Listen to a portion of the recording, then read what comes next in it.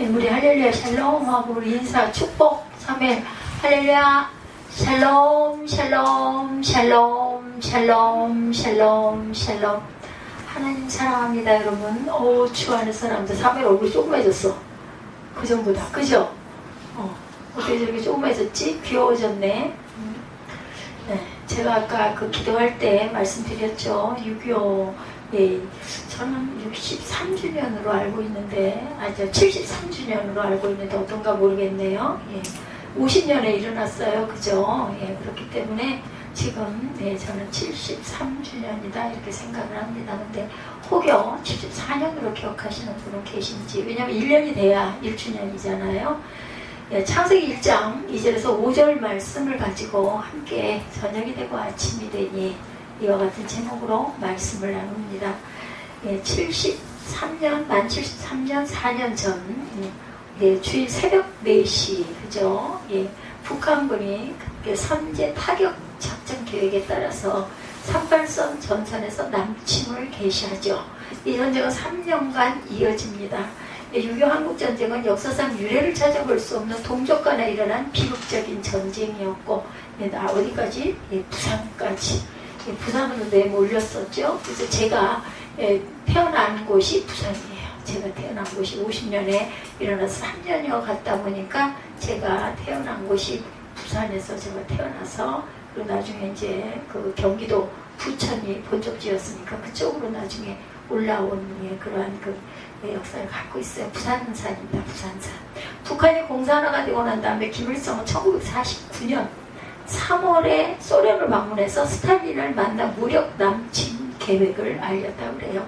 스탈린은 그때 북한에 소총 1만 5천 정, 각종 포 139문, T-34 탱크 87대, 항공기 95대의 무기 지원을 약속하면서 아직은 전쟁을 일으킬 때가 아니다 이렇게 만류하고 중국의 지도자 마오쩌둥을 찾아가 협의토록 했다고 그래요. 마오쩌둥은 김일성을 만나 중국 인민해방국 내 조선인 2개 사단을 넘겨주었다고 합니다. 1949년 6월에 미군이 남한에서 철수하자 공산주의 동조 세력을 규합시켜 남한 내부 전역에서 빨치산 무장봉기를 지시하고 그 여세를 몰아서 전쟁을 일으키게 되는 그런 역사가 있었다고 합니다. 1950년 6월 25일 시작된 이 전쟁이 53년 7월 27일에 정전협정이 체결되기까지 희생된 군인과 민간인 사상자 숫자가 남한이 230만 명, 북한이 292만 명, 북한이 더 많았어요. 유엔군 15만 명, 중공군 90만 명으로 총 660만 명이 희생이 되었다고 합니다. 많은 숫자의 사람들이 죽었어요.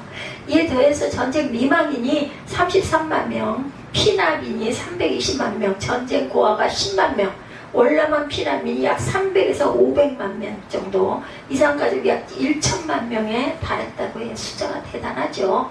예, 국가산업 생산력이 약 80%가 다 파괴가 되고 건물이 초토화되었고 모든 재산을 잃고 국토가 잿더미로 뒤덮였습니다. 그 인적 물적 피해는 천문학적인 숫자로 계산할 수가 없을 정도로 우리 대한민국이 큰 피해를 입게 되죠.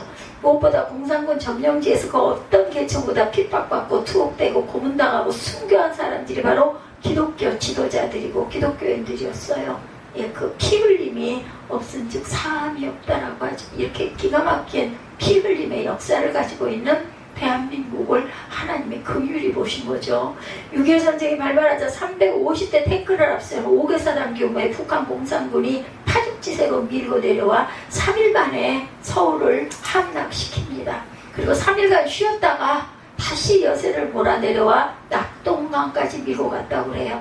주일날 침범을 했으니까 3일이면 수요일까지, 그리고 3일을 쉬었다가 다시 또 주일이었을까요? 순식간에 남한 전체가 공산화되는 것 같았다고 하네요. 그때 6.25 한국전쟁 직후에 피난 내려온 기독교인들이 부산에 모여서 민족과 교회 그 개인의 죄를 회개하고 밤낮을 가리지 않고 기도했죠. 어린아이부터 나이 많은 교계 지도자들까지 통곡을 하면서 주님을 바라보며 울고 짖고 기도했다고 그래요. 그때 한국으로부터 구원병을 요청하는 전문이 미국 트루먼 대통령에게 당도합니다. 트루먼 대통령은 잠자리에 들었다 일어나 침실에서 왔다 갔다 하면서 어떻게 이 일을 결정해야 되나 하는 고민 가운데 하나님께 엎드려 기도했다고 그러죠. 중대한 결정을 내려야 될 순간이기 때문에 아마 그랬을 것이고, 예, 믿음 있는 대통령이었기 때문에 그렇게 기도했을 것이라고 생각이 듭니다. 우리가 이렇게 평안하게 자유롭게 잘 살게 된 것, 이분들의 피해 공로 때문이라는 거 우리 절대 잊지 말고 정말 소중하게 우리나라를 사랑해야 할 겁니다. 그의 결정에 따라서 수많은 미국 청년들이 피를 흘렸고, 그리고 그에 따라 한반도 정세가 왔다 갔다 하는 상황이 되죠. 그럼 마침내 이같은 결정을 내렸다고 그래요. 남한이 공산 치하에 들어가는 것은 하나님께 영광이 될 수가 없다. 6.25 전쟁에 미국이 개입하는 것이 자유민주주의를 수호하는 길이다. 이렇게 결정을 내리죠. 트루먼 대통령이. 모든 수를, 무슨 수를 써서라도, 모든 수를 다 써서라도 그들을 막아야 한다. 기도하는 건데 결정한 유엔군의 도움을 얻기 위해서 긴급히 유엔 안전보장이사회를 소집했는데, 네, 거부권을 가진 소련이 참석을 하지 않아서 한국전쟁 파병이 결정이 됩니다. 이거 기적이었다라고 얘기를 하죠. 왜 참석을 안 하겠어요, 소련이. 지금도 또 러시아하고 북한하고 이렇게 동맹을 맺고 이래서 참 그 신문기사를 보면서 무서운 생각이 들었어요. 하나님밖에 이 땅을 지킬 분이 안 계십니다. 16개국이 이 전쟁에 참여해서 우리 대한민국을 지켜주죠. 예, 이게 우연이라는 것이 아니라 모든 그리스도인들이 하나님께 엎드려 기도한 은혜였다라는 것 잊지 마시기 바랍니다. 하나님의 도우심의 은혜로 6.25 한국전쟁으로 우리가 공산화되지 않고 이 나라를 지킬 수 있고, 또 한 번의 이런 역사가 또 일어나야 되겠죠. 남북이 반주광난, 예, 민주주의 남한이 이제는 하나가 되는 온전한 민주주의 국가가 되어야 할 줄로 믿습니다. 우리는 잿더미가 된 이 폐허 속에서도 절망 가운데 머물러 있지 않았죠. 모두 한마음이 되어서 절망을 딛고 기도하며 일어났어요. 그 중심에 그리스도인들이 있었던 것이고, 1953년 67달러였던 미국 한국 국민 총소득이 2021년 34,980달러가 됩니다. 이게 몇 배예요 도대체? 67달러에서 34,980을 나누면 숫자가 나오겠죠. 522배로 성장을 했어요. 522배. 이 모든 것이 하나님의 은혜, 기적의 역사가 일어난 것이죠. 제2차 세계대전 이후에 전쟁이 피해를 입은 나라 가운데 원조를 받던 나라에서 유일하게 있는 자가 어땠어요? 유일하게 다른 나라에 원조를 하는 복받은 나라가 대한민국이 되죠. 세계 10대 경제 대국으로 우뚝 올라섭니다. 예, IMF로 무너질 것이다 이런 이야기들도 많았지만 저는 그때 하나님이 분명히 딱 지키실 것이다 이런 확신이 있었습니다. 이 모든 것이 주님의 은혜인데, 오늘날 이런 풍요로움 속에 살면서 많은 사람들이 눈앞에 있는 작은 문제만을 연연하고 절망을 얘기하죠. 낙심하고 탄식하고 살아가고 있어요. 아침마다 뉴스들을 보면 언젠가 초등학교 5학년짜리가 아파트 옥상에 올라가서, 예, 여러분들 기억나실 거예요. 뛰어내려서 목숨을 끊은 사건이 있었죠. 너무나 학교생활이 힘들고 살기 힘들다고 삶을 포기한, 예, 그런 내용입니다. 아마 1년 전에 있었던 일이죠. 얼마나 안타까운 일인지 이 말로 표현할 수 없고, 초등학생이 어떻게 그럴 수가 있었을까 싶습니다. 세상 사람들은 이렇게 절망을 얘기하고 절망 가운데 탄식하고 무너지지만, 우리 예수 믿는 사람들은 절망을 절대로 얘기하지 않습니다. 희망의 노래를 불러야 합니다. 인류의 절대 희망 되신 주님, 우리 구세주가 되시기 때문에 절망 가운데 희망을 노래하고 주님의 은혜로 날마다 모든 어려움을 이기고 승리하는 삶을 살아갈 수 있게 되는 거죠. 예수를 믿으면 절대 절망이 변하여 절대 희망으로 바뀌게 된다라는 것. 예, 슬픔이 변하여 기쁨이 되고, 성경에, 예, 시편에 나오죠. 문제가 변하여 응답과 해결로 우리에게 다가온다라는 것. 상처가 변하여 회복이 되고 우리 삶 가운데 하나님의 은혜를 가져다 주신다라는 것. 그러므로 우리가 인생을 살아가는 동안 절대 긍정, 절대 감사로 무장해서 약속의 말씀을 붙들고 믿음으로 전진, 또 전진해 나아가는 저와 여러분들이 되시기를 주님의 이름으로 축복합니다. 첫째, 오늘 본문이죠. 흑암이 깊음 위에 있고, 성경에 보니 태초에 하나님이 천지를 창조하신 다음 2절에 와서 땅이 혼돈하고 공허하고 혼돈하니 흑암이 깊음 가운데 있다 이렇게 말씀하시죠. 흑암이 깊음 위에 있고, 성경 창세기 1장 2절은 땅이 혼돈하고 공허하며 흑암이 깊음 위에 있고 하나님의 영은 수면에 운행하시니라. 하나님은 온 우주 만물을 창조하셨는데 이전에 갑자기 상황이 바뀌어져서 땅이 공허하고 혼돈하고 흑암이 깊음 위에 있다고 설명하고 있어요. 성경학자들은 그것은 바로 하나님을 섬기던 루시퍼라고 하는 천사가 교만으로 들어와서 하나님처럼 되려고 했다가 하나님의 심판을 받아 쫓겨나 공중 권세를 잡은 다음에 이 모든 세계가 흑암 위에 있게 되었다 이렇게 해석을 한다고 하네요. 이사야 14장에도 설명합니다. 13절에서 15절입니다. 이사야 14장 13절에서 15절 찾아서 함께 읽으시면 좋죠. 내가 내 마음에 이르기를, 이사야 14장 13절에서 15절입니다. 내가 내 마음에 이르기를 내가 하늘에 올라 하나님의 묵별 위에 내 자리를 높이리라. 내가 북극 지폐 위에 산 위에 앉으리라. 가장 높은 구름에 올라가 지극히 높은 이와 같아지리라 하는도다. 그러나 이제 내가 스월 곧 구덩이 맨 밑에 떨어짐을 당하리로다 말씀합니다. 내가 내 마음에 이르기를 내가 하늘에 올라 하나님의 묵별 위에 내 자리를 높이리라. 내가 북극 지폐의 산 위에 있으리라. 가장 높은 구름에 올라가 지극히 높은 이와 같아지리라 하는도다. 그러나 이제 내가 스월 곧 구덩이 맨 밑에 떨어짐을 당하리로다. 그래서 천사가 타락해서 공중권세를 잡음으로 말미암아 이 땅이 어떻게 됐다고요? 공허하고 혼돈하고 흑암이 깊음 위에 있게 된 것이라는 거예요. 그 죄의 뿌리가 바로 무엇에서? 교만에서 왔어요. 피조물로 지음받은 천사가 피조물로 지음받은 인간이 하나님처럼 되려고 했기 때문에 죄가 이 땅에 만연하게 되었다. 죄가 인류 역사 가운데 임하게 된 이유는 무엇 때문에? 교만 때문이다. 이 사탄이 매매가 들어가 하나님이 창조하신 아담과 하와를 유혹하죠. 여러분들 다 아시는 말씀 맞다나 선악을 알게 하는 나무를 먹으면 하나님처럼 된다고 뱀이 유혹을 합니다. 그래서 하와가 먼저 선악과를 먹고 옆에 있는 아담에게 주어서 그들이 죄 가운데 빠지게 되는 원죄를 범하게 되죠.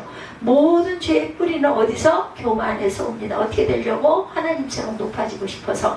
우리가 예수 믿고 나서 철저히 깨달아야 되는 것은 나는 아무것도 아닙니다 예요. 나는 아무것도 아닙니다. 하나님이 나를 흙으로 지으시고 생기를 불어넣어주셔서 제가 명령, 살아라 생명을 주셨기 때문에 땅에서 우리는 살고 있을 뿐이고 때가 되면 돌아갑니다. 중요한 것은 내가 가야 할 때를 내가 모른다는 거예요. 내 맘대로 할 수가 없다는 거예요. 자살을 자기가 스스로 살인을 하면 죄가 돼서 영생을 누리지 못하기 때문에 우리는 하나님이 이제는 됐어 너 오너라 부르시는 모습대로 갈 수밖에 없는 우리는 삶을 살아가고 있는 순례자, 영원히 사는 사람은 아무도 없어요. 그렇죠? 모든 것이 주님의 은혜입니다. 고백하고 삽니다. 주님의 은혜에 감사하고 주께 영광 돌리고 주님의 뜻으로 살아가는 저와 여러분이 되어야 할 줄 믿습니다.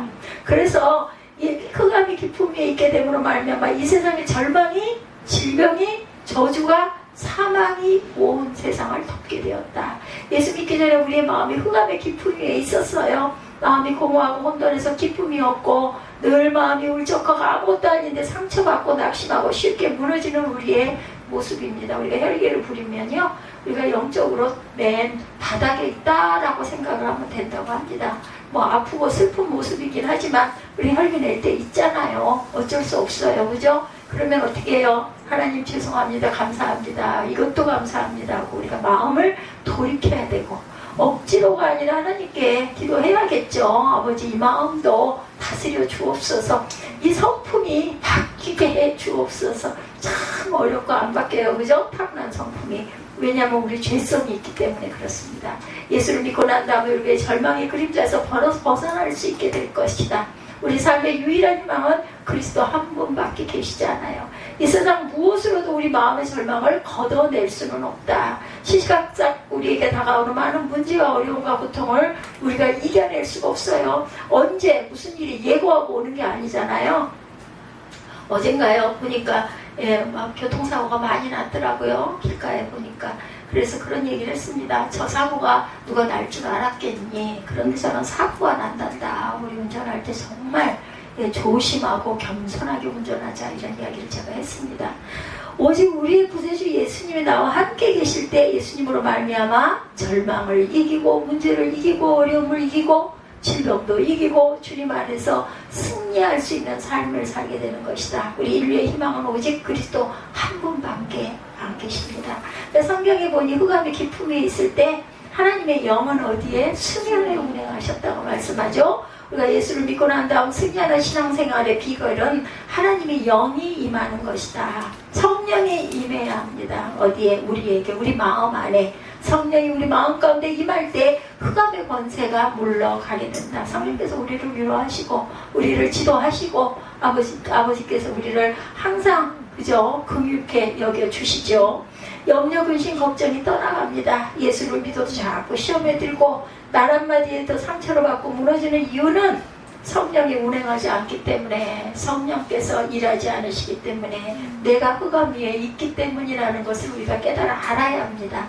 예수 믿고 난 다음 반드시 성령의 충만함을 어떻게 수시로 시시각각 자주자주 받아야 된다. 무엇을 통해서? 예배를 통해서, 묵상을 통해서, 찬양을 통해서도 있을 수 있습니다. 성령 충만을 받고 또 받아야 합니다. 우리 인간이 연약하고 무기력하기 때문에 성령 충만 받지 못하면 사소한 일에도 시험이 들고 상처를 받고 무너지고 만다라는 것. 심지어는 저 같은 사람도 이렇게 선교를 하면서도 이런 일들을 많이 겪죠. 지난주 같은 경우에 그랬습니다. 성령으로 충만받아서 모든 어려움을 이기고 승리하는 삶을 살아가는 저와 여러분 되시기를 주님의 이름으로 축복합니다.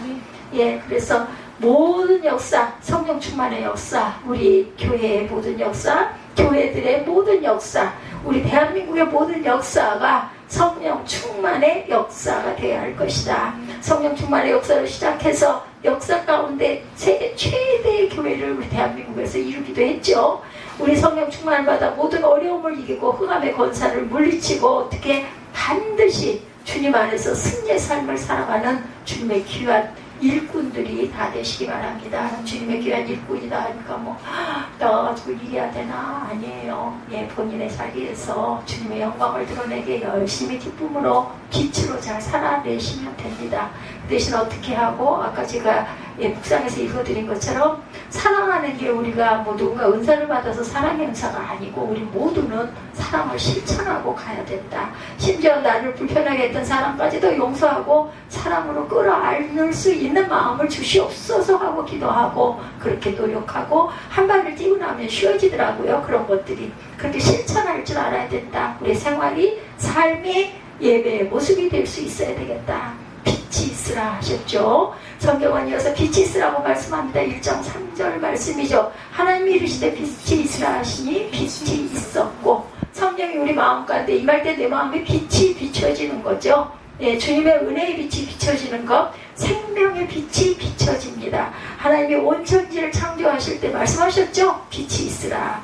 빛이 있으라. 흑암이 깊음 위에 있을 때 하나님의 영이 운행하신다고 그 다음에 말씀하시기를 빛이 있으라 하신 그 순간 모든 흑암의 권세가 거치고 하나님의 놀라운 역사가 시작되고 광명의 새날이 밝게 되었다. 우리 마음 가운데 빛이 임해야 한다는 거예요. 우리 마음에 절망과 고통과 괴로움이 임할 때 주님의 빛이 비춰지면 절망과 어둠이 거치죠. 떠나죠. 밤이 깊어서 나중에 희뿌옇게 동이 트면 어둠은 어느 순간 확 물러갑니다. 여러분들 아마 새벽에 운전하실 때 그거 많이 느끼셨을 거예요. 저는 참 새벽빛을 좋아합니다. 그래서 성전에 많은 불이 켜있어서 환해지자마자 불을 끄는 순간 전체가 흑암으로 또다시 뒤덮이죠. 스위치만 올리면 온 성전이 환해지는 것처럼 우리 마음에 주님의 빛이 비춰져서 흑암의 권세가 확 물러가기를 주님의 이름으로 축복합니다. 이 빛이 우리 하나님 보시기에 좋았다. 1장 4절에 빛이 하나님 보시기에 좋았더라. 하나님이 보시기에 좋았어요. 하나님은 다른 사람이 내게 뭐라 말하나 굉장히 관심이 많습니다. 그래서 누가 칭찬하면 기분이 좋고 하늘을 나는 것 같다가도 누가 뭐라고 하면 저절로 주저앉고 만다는 거. SNS 댓글 하나 때문에 사람이 살고 죽고 하지도 않습니까? 요즘에 좀 많이 나아졌죠. 한창 누구? 최진실인가요? 그분 돌아가고 할 때 심했던 것 같아요. 그 즈음에. 그래서 사람이 칭찬하면 좋았다가 욕을 하면 그냥 혼자 낙심해서 무너져서 차라리 죽었으면 좋겠다 이렇게 사는 사람들이 있다는 거. 이렇게까지 할 걸까요? 물론 속이 상하고 그죠? 예, 배신감도 들고 기가 막히기도 하고 하겠지만 그거 역시 우리는 딛고 일어날 줄 알아야 되겠다. 사람들이 말하는 거 한마디에 좋다가 기뻐하고 아침에 좋다가 저녁에 낙심했다가 이런 삶을 살아서는 안 된다라는 거. 내가 가치가 그 사람만 또 못하냐? 이렇게 생각을 하시기 바랍니다. 나는 나 플러스 예수 그리스도. 그래서 값이 아주 귀한 사람이에요. 저와 여러분들은 주님만 바라보고 주님 안에서 기뻐하고 감사하고 하나님이 보시기에 좋았더라. 하나님께 인정받는 삶을. 사람 상관없어요. 하나님 인정하시면은요 회복이 됩니다. 하나님께 칭찬받는 아유 불쌍해라 이렇게 생각을 하십시다. 하나님이 함께 하시는 모든 문제는 시간이 조금 필요할 뿐이지 다 해결이 된다. 그래서 뭐라고요? 악에게 지지 말고 조금 끝까지 기다릴 줄 아는 믿음들이 돼야 되겠다. 사람이 내게 뭐라고 그래도 아무런 의미 없어요. 하나님으로부터 인정받고 하나님께 칭찬받는 주님의 일꾼이 되기만 하면 우리 어깨에 뭐가 달려? 날개가 달립니다. 악한 원수 마귀는 우리가 예수 믿고 잘 되는 것을 제일 싫어하죠. 어떻게 하든지 예수 믿는 사람들을 상처를 내려고 합니다. 주저앉게 하려고 합니다. 아유 내가 이렇게 해서 살아서 뭐해 이런 마음 자꾸 들게 하죠. 부흥하는 교회에 흠집을 내려고 악한 원수 마귀가 날뜁니다. 그러나 우리가 주님만 바라보고 나아갈 때 흑암의 권사는 멸망일 같았고 우리는 하나님의 큰 복을 받게 된다. 그래서 시편 1편 6절이죠. 의인들의 길은 여호와께서 인정하시나 악인들의 길은 어떻게 돼요? 망하리로다. 하나님께 인정받으면 하나님의 흑암의 권세를 물리쳐 주시고 우리를 인정하시고 우리의 삶에 큰 복을 내려주신다. 뭐 복이라고 하면은 우리 대한민국 한국 사람들 아주 그 복주머니 되게 좋아하잖아요. 얼른 생각나는 게 아이고 물질을 잔뜩 부자가 되게 해주시려나 봐. 물론 그것도 필요하죠. 그렇지만 하나님께서 주시는 복은 마음에 참 기쁨과 평강 이것처럼 좋은 게 없어요. 우리가 돈이 많다고 해도 돈 많은 사람들이 다 마음이 기쁘고 편안하지 않잖아요. 그게 좀 적더라도 좀 없다 하더라도 그죠 먹고 살 일용할 양식이 있고 마음에 기쁨이 있고 감사가 충만하면 그것처럼 귀한 복이 없습니다. 하나님께 인정받으면 하나님의 흑암의 권세를 물리쳐 주신다라는 것. 하나님께 인정받는 삶을 살아가는 저와 여러분들이 되시기 바랍니다. 우리가 무엇을 하든지 어디 가서 어떤 일을 하고 어떤 계획을 세우고 누구를 만나 무슨 얘기를 하든 간에 하나님을 기쁘시게 하는 모습이 될 때 하나님이 우리에게 축복해 주신다. 복을 내려 주십니다. 이 복을 받기 위해서 빛 대신 주님이 우리 마음 가운데 늘 임재해 계셔야 되겠다. 예수님은 이 땅에 빛으로 오셨어요. 그죠? 이 땅에 빛으로 오신 예수를 사람들이 처음에 알아보지 못하죠. 요한복음 1장 9절에서 10절이죠. 참빛. 곧 세상에 와서 각 사람에게 비추는 빛이 있었나니 그 세상에 계셨고 세상은 그로 말미암아 지은 바 되었을 때 세상이 그를 알지 못하였더라 말씀합니다. 우리가 예수를 알지 못할 때 마음은 여전히 어둠 가운데 있습니다. 예수를 알고 믿을 때 그 마음에 생명의 빛, 구원의 빛, 은혜의 빛이 비춰져서 놀라운 하나님의 축복이 임하기 시작한다. 영혼이 잘된 같이 범사가 잘되며 강건하게 되고 생명을 어떻게 풍성하게 얻는 은혜가 임하게 된다라는 것. 성경이 말씀을 하세요. 그렇게. 그죠? 빛 대신 예수님을 마음에 모셔드리고 하나님께 인정받는 삶을 살아가는 저와 여러분들이 되셔야 할 줄로 믿습니다. 축원합니다. 세 번째, 저녁이 되고 아침이 되니. 나아가 저녁이 되고 아침이 되니 말씀하죠. 1.5절이죠. 하나님이 빛을 낮이라 부르고 어둠을 밤이라 부르시니라. 저녁이 되고 아침이 되니 이는 첫째 날이라. 사람이 보통 하루를 말할 때 아침이 되고 저녁이 되니 우리는 그렇게 얘기하는데 언젠가부터 저도 성경을 좀 곰곰이 깊이 그렇게 수년을 오면서도 잘 몰랐는데요. 뭐 신학도 공부하고 할 거 다 했는데도 잘 몰랐는데 어느 날인가부터 하나님의 방법은 이거구나. 저녁이 되고 아침이 돼 어떻게 돼요? 희망을 주시는 거죠. 깜깜한 데서 빛이 비치는 그런 상태. 그래서 유대인들은 전부 다 그죠? 뭘 절기를 지킬 때 저녁부터 지키잖아요. 불을 켜고. 그리고 결혼도 그렇게 시작을 합니다. 성경이 말하는 하루를 계산하는 것이 반대. 저녁이 되고 아침이 되니.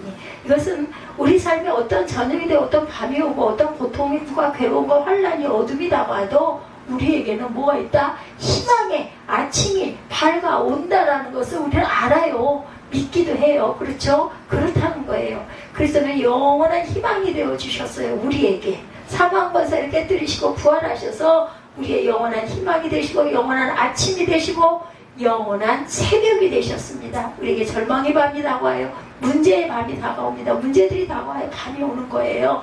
예, 그때 때때로 가정에 어려움이 다가오고 육신의 질병이 다가오고 사업에 문제가 있어서 무너져 내리고 이와 같은 밤, 깜깜한 어두운 흑암이 다가온다 할지라도 예, 그 밤에 절망에 앉아 넉넉고 탄식하고 있을 일이 아니다. 아무리 밤이 깊어도 어때요? 여러분들 그건 알죠? 아무리 밤이 깊어도 그게 지나가면 새벽은 당연히 예, 덕이 더 옵니다. 아무리 비가 쏟아져도 깜깜해도 아이고 아침이 이제 밤인지 분간도 안 돼. 그래도 분명히 빛은 있어요. 그리고 그 비가 거치고 나면 그죠? 짹짹 태양이 뜬다라는 거 우리는 알아요. 이게 지나가고 나면 햇빛이 뜰 거다. 우리는 영원한 새벽의 신앙을 갖고 살아가는 거예요. 문제가 다가오고 어려움이 다가와도 우리는 새벽의 신앙을 갖고 일어나서 모든 어려움을 이기고 반드시 승리할 수 있다. 우리가 코로나 3년여 지나갔죠. 이제 4년 됐나요? 예, 우리는 얼마나 많은 고통을 그동안 당했습니까? 지나간 세월을 보면 정말 그걸 우리가 겪었나? 라고 생각이 될 정도로 좀 멀어졌어요. 그때는 그냥 매일매일이 완전히 이건 무슨 전쟁터 같고 지뢰밭 같고 그죠? 오늘도 내가 코로나에서 이길 수 있을까? 어디가 가도 또 무슨 균이 들어오면 어떻게 뭐 이런 그 불안도 염려도 있었는데 저는 별로 그렇진 않았습니다만은 예, 그때 영세 그 소상공인들이 가게 문을 많이 닫았죠. 작은 기업들, 작은 가게도 도와야 된다 이런 이야기가 많았어요. 정부에서도 많은 후원도 하시고 했습니다. 예, 한 달 월세가 200만 원인데 200만 원을 낼 수 있는 수입이 생기기는커녕 한 달에 100만 원도 수입을 못 내. 예, 이런 영세 사기들이 엄청 많았어요. 손님이 없으니까 조그마한 가게 분식점인데 손님이 없어요. 하루 종일 문을 열고 있어도 두세 명이 올까 말까 이런 시기들을 지나가죠. 코로나가 아주 심했을 때는 손님이 하나도 안 와서 매일 아침에 가서 음식을 만들 재료를 사와야 되는데 하루에 몇십만 원어치씩 사다 놓고 저녁 때가 돼서는 그냥 내가 모든 재료를 놔두고 상하게 되는 경우도 많았다고 그래요. 얼마나 그게 기가 막혔을까요? 그렇다고 다음날 거를 전날 거를 팔 수도 없고 그렇다고 음식을 안 만들 수도 없고 아마 이런 어려움들이 굉장히 많으셨던 것 같습니다. 그 밤이 깊고 긴 것 같아도 우리에게 희망의 새벽이 밝았지 않습니까? 그렇죠? 언제까지일지 그걸 우리가 몰라요. 그죠? 제가 돌아갈 날이 언제일지 그걸 모르는 게 문제예요. 가끔은 때로는 아이고 여러 주변 사람들에게 이렇게 마음고생 시키지 말고 그냥 잠자듯이 갔으면 좋겠다. 근데 그게 모든 사람의 소망이 그거래네요. 예, 저는 이렇게 기도합니다 했더니 모두 다 그렇게 기도한다고 얘기를 하더라고요. 새벽이 없지 않아요. 항상 기적의 새벽은 반드시 다가온다. 때가 언제일지를 조금 모르고 조금 빠르고 조금 늦는 차이가 있기 때문에 어떻게 우리는 잘 견디고 잘 극복하고 그 안에서도 빛을 바라보면서 빛을 사모하면서 소망하면서 눈앞에 그리면서 가야 합니다. 모든 사람이 다 잘 될 것이다. 하나님의 은혜가 임하면 그것만 임하면 다시 우리는 일어나면 돼요. 믿음으로 일어나고 절망에서 일어나고 하나님의 우리에게 축복이 넘치게 부어주실 것이라고 시편 30편 5절에 말씀하죠. 그의 노염은 잠깐이요 그의 은총은 평생이로다. 저녁에는 울음이 깃들일지라도 아침에는 기쁨이 오리로다. 밤에는 우리가 통곡하고 아파 울고 괴로워서 울고 슬퍼서 울고 상처받고 울지만 그럼에도 불구하고 희망의 새벽은 반드시 밝아온다. 아무리 폭풍우가 치고 아무리 비바람이 치고 천둥 우레가 친다 하더라도 반드시 맑은 잔잔한 아침이 햇빛은 반드시 해는 뜬다라는 거예요. 너무 오랫동안 마음고생을 해서 너무 힘들고 괴롭습니다. 이렇게 하소연하는 그러한 성도들도 많았어요. 그렇죠? 그래도 새벽은 밝아옵니다. 낙심하지 마시고 더 이상 절망하지 마십시다. 상처에 매여 있지 마시오. 새벽이 밝아오고 있어요. 성경은 말씀하죠. 저녁이 되고 아침이 되니 우리에게 저녁은 다가오지만 반드시 또한 아침이 다가온다라는 것. 그래서 우리의 모든 문제, 염려, 근심, 걱정을 주께 맡겨드리면 됩니다. 55편 2절입니다. 시편 내 짐을 야훼께 맡기라. 그가 너를 붙드시고 의인의 요동함을 영원히 허락하지 아니하시리로다. 예, 알래스카에서 사역하시는 어떤 목사님께서 책을 하나 붙여서 받으신 분의 이야기입니다. 알래스카에서 하나님 나라를 꿈꾼다, 이 책을 읽으면서 이 목사님이 굉장히 은혜를 받았다요. 사랑하는 자기 아들을 교통사고로 잃은 간증을 담고 있는 책이었다고 합니다. 알래스카가 원래 러시아 땅이에요. 러시아는 알래스카가 얼음덩어리라고 생각해서 갖고 있어서 나라에 아무런 도움이 안 될 거라고 생각해서 땅을 내놨다고 그러죠. 예, 역사를 찾아보니 영국에 문의하니 영국에 안 산다고, 그리고 캐나다에게 구매를 문의하니 캐나다도 안 산다고 하고, 미국에다 팔려있는데 미국 역시 안 산다고 그랬다는 거죠. 그래도 미국에 사달라고 떼를 쓰고 팔아서 1867년에 720만 불에 팔았다고 그래요. 알래스카를 그냥 그냥 얻은 거죠. 그 땅을 샀다고 슈어드 국무장관이 얼마나 욕을 먹었는지 모른다고 합니다. 지금 그 땅에 석유가 나오고 온갖 천연자원이 나와서 황금의 땅이 되었어요. 예, 크기만 우리나라 17배나 된다고 그러네요. 그 알래스카가. 미국 영이 된 알래스카에 그 목사님이 1989년도에 어떤 목사님이 이민을 가셨어요. 거기서 사업을 하셔서 성공적인 삶을 살다가 예수님을 만납니다. 그래서 소명받고 한국에 와서 신학 공부를 하고 한국에서 신학교를 졸업했을 때 개척할 수 있도록 초청을 받았지만 내 사명은 알래스카에 복음을 전하는 것입니다. 그래서 알래스카로 다시 건너가서 교회를 개척하셨다고 그러네요. 미국 이민교회라는 것이 얼마나 힘들고 어려운지 모른다고 그래요. 미국에서 이민 목회를 하신 분들이 참 많아요. 우리나라 그 이영훈 목사님, 그 이민교회 목회를 엄청 오래 하셨더라고요. 내용을 제가 조금 들어가 보았더니, 그러니 그렇게 오래오래 참고 무던하게 견디고, 그죠? 그게 쉽지가 않은 거죠. 그냥 뭐 이렇게 공부 좀 하고 이렇게 하면 되지, 무슨 그게 왜 꼭 필요해? 아닙니다. 필요합니다. 이런 부분이. 그런데 첫날 미국에서 목회를 했는데 첫날 금요철야 때 3명이 나오셨더라고 그래요. 3명에서 그 숫자가 관심이 없었는데 거기에 가보니까요, 천하보다 한 영혼이 귀하더랍니다. 그 3명이 얼마나 귀하고 얼마나 기쁘고 반갑고 감사한지 정말 새삼스럽게 깨달았다, 이런 이야기를 들었습니다. 이 알래스카도 당연히 힘들었겠죠. 힘든 상황에서 하나님이 그 목사님께 함께 해주셔서 5년 만에 교회를 짓고, 교회는 개적 성도가 94명으로 크게 부흥을 했다고 그래요. 2012년 7월 13일의 금요일, 그날 금요 예배로 말씀을 선포하는데 그 당시 20살이었던 아들이 교통사고가 났다는 소식이 도착을 합니다. 이 윤 목사님에게. 그래서 성도님과 함께 다 같이 기도했다고 그래요. 강단에 서 있는데 그 소식이 들어왔을 때 이 목사님 마음이 어땠을까요? 하나밖에 없는 아들이. 기도가 끝날 때쯤 장로님이 다가오셔서 귀 속으로 태원이 천국 같대요. 기도했는데 참 심정이 어떨까요? 우리가 그렇다면은 사랑하는 아들과 작별 인사도 하지 못한 상황이었고, 찢어지는 가슴의 고통으로 울부짖어도 모자랄 상황인데 하나님이 그의 마음에 위로와 평안함을 주시더랍니다. 그럴 때 아마 사모님은 그 목사님이 마음에 위로와 평안을 받고 아무렇지도 않게 굴 때 저는 그 생각이 났어요. 얼마나 미웠을까, 그죠? 편안하게 아무렇지도 않게, 아이고 하나님이 데려가셨으니까 어쩌겠어. 이럴 때 저 같으면, 제가 만약에 사모였다면요, 막 미울 것 같아요. 눈물로 기도하고 주님이 주신 평안함을 가지고 감사 기도를 드렸다고 그래요. 저희 아들 태원이를 주님의 품으로 인도하심에 감사합니다. 기쁘게 받아 주시옵소서, 이렇게 기도했다고 합니다. 눈에 넣어도 아프지 않은 아들이 그렇게 세상을 떠났다는 것이 믿기지가 않더래요. 그랬을 거예요. 자녀를 잃은 분 이야기들을 들어보면 자녀와 비슷한 아이만 봐도 눈물이 나고, 생각만 해도 눈물이 나고, 이름만으로도 눈물이 나고, 몇 년 동안 정신없이 죽은 아이 때문에 고통을 느낀다고. 저도 어머니가 돌아가신 지 10수년이 지났는데 지금도 기억이 나요. 서교동 제가 그 문양서실 앞에 항상 글을 쓰러 다녔으니까 그 앞에도 빨간 양산을 쓰고 가시는 어떤 부인, 머리가 짧게 파마를 하시고 그분을 막 뛰어가서 들여다봤다니까요. 미친 거지. 돌아가신 지가 언젠데.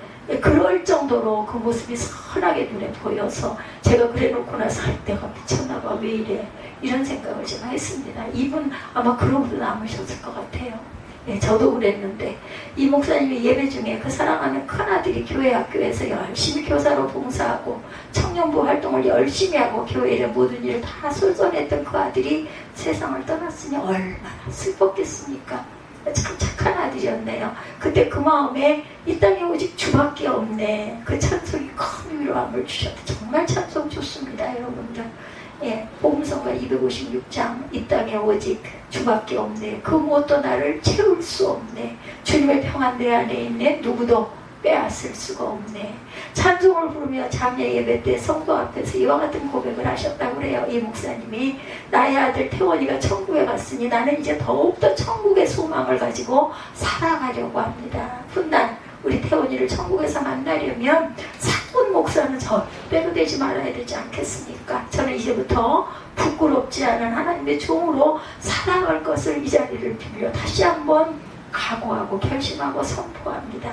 사랑하는 아들을 먼저 떠나보내고 나서 더 열심히 주일에 힘써서 2021년에는 알래스카의 주도시인 주에노 한인교회가 없어질 상황에서 교회를 다시 세우고 베데레 지역에 그 지교회를 세우고 2023년에는 페어뱅크시의 그 지역의 세 번째 교회를 세워서 알래스카 복음화의 큰 역사를 이루고 가시는 이 그 목사님이셨다고 합니다. 그는 그의 책 뒷부분에 책을 내신 거예요. 이분이 아들을 잃고 나서 이렇게 고백을 하더랍니다. 이 책 뒷부분의 고백이 마음에 얼마나 큰 감동을 줬는지 새 생명을 낳을 때 자신의 모든 것을 내어주고 죽어야 하는 연어처럼 나 역시 죽은 시간이 있었다. 연어는 알래스카의 대표적인 그 생선인데 많은 연어가 알래스카에 가서 알을 낳고 죽는다고 합니다. 감히 어찌 내가 죽을 수 있으랴. 내가 죽고 내 안에 예수님이 사시는 것 그것은 내가 할 수 없는 일이었다. 그렇지만 결국 주님께서 그 일을 내 안에서 이루셨다. 주님의 은혜로 나는 예수로 인해 죽고 예수로 인해 다시 사는 삶을 살게 되었다. 지금도 알래스카라는 나의 영적인 본향에서 새 생명을 낳기 위해 예수님과 동행하고 있다. 나는 알래스카에서 예수님과 함께 사는 연어다. 이렇게 고백을 하셨다고 합니다. 어떤 절망이 있어도 우리에게는 희망의 새벽이 반드시 밝아온다는 것. 어떤 어려움이 있어도 주님의 은혜로 다시 일어납니다. 어떤 슬픔이 있어도 주님이 나를 붙들어 주시기 때문에 어떤 쓸모없고 아무리 연약한 나일지라도 다시 일어날 수 있는 것. 여러분들 어떤 상황과 어떤 어려움이 있으십니까? 그러할지라도 아마 이 아들을 잃어버린 이 목사님보다는 그렇지는 않았을 것 같아요. 제가 여기 기록을 하고도 또 다시 봐도 눈물이 나네요. 이게 한 달 정도 지난 부분이기 때문에 저는 늘 새롭습니다. 예, 포기하지 마시기 바랍니다. 절대 절망하지 마시기 바랍니다. 나를 너무나 사랑하시고 함께 하시고 내 삶을 주관하고 계시는 주님이 나를 붙들고 계시니까 어때요? 일생이 나가도록 주님의 은혜 가운데 희망의 새벽을 품고 살아가는 저와 여러분들이 되시기를 주님의 이름으로 축복합니다. 하나님의 은혜로 우리 찬양 하시고 기도하시고 축도로 예배를 마치도록 하겠습니다.